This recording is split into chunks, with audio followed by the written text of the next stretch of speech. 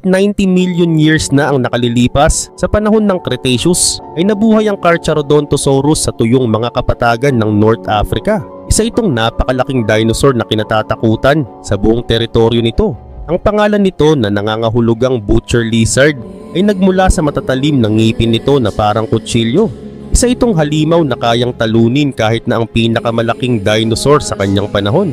Samantala noong 1924 ay natuklasan ang mga unang fossil ng Carcharodontosaurus sa Sahara Desert ng French scientist na si Charles de Perret. Sa una ay ngipin lamang ang nakita, kung kaya't hindi pa ganap na nauunawaan ang kabuuan nito. Pagkatapos ng ilang taon, noong 1931 ay mas marami pang fossil ang natuklasan ng German paleontologist na si Ernst Stromer, kabilang ang bahagi ng bungo at panga. Ngunit isang trahedya ang sumapit sa mga fossils nito nang masira ang mga ito sa pambobomba ng Allied Forces sa Munich Museum noong World War II. Tapos nito ay muli itong natuklasan sa mas kumpletong anyo noong 1990s. Dagdag pa rito, ang Carcharodontosaurus ay isa rin sa pinakamalalaking carnivorous dinosaur. Ang haba nito ay tinatayang umaabot ng 12 hanggang 14 meters na halos kasing haba ng isang school bus at may timbang na 6 hanggang 8 tons na kasing bigat ng 5 SUV.